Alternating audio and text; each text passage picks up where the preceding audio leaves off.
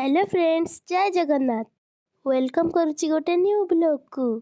आज मुझे जितेबाला बगीचा को जाइली कौन के जाने बहुत भल बास्ना होता मुझे न ध्यान दे मो कम कली।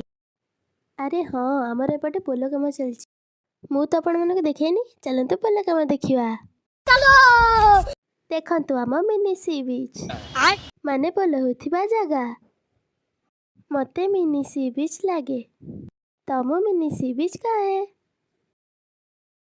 आपण मानक पोल कम देखी सारी घर को फेरला बेले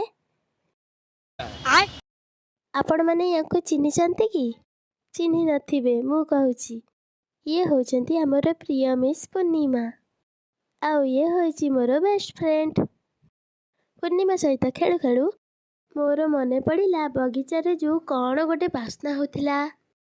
मु ताको एमती छाड़ी देबी ना कौन मु बा सीआईडी। ताले चलंतु खोजिबा। चलो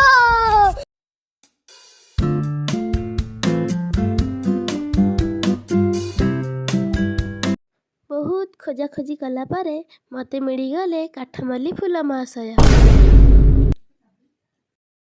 तो ये पवन रे महकुले ये फूल मो देह को बहुत भल लगे। यही फूल सांगे आहरी 2-3 प्रकार फूल मिक्स करी चलतु दे पाई बुके तैयारी करवा। दे ये बुके तम पाई सतरे थैंक यू। आपण मानक जदि ब्लॉगटा भल लगी ताहले निश्चय लाइक कमेंट शेयर सब्सक्राइब निश्चय करिवे। पुणी थे देखा नेक्स्ट ब्लॉग रे। Bye bye.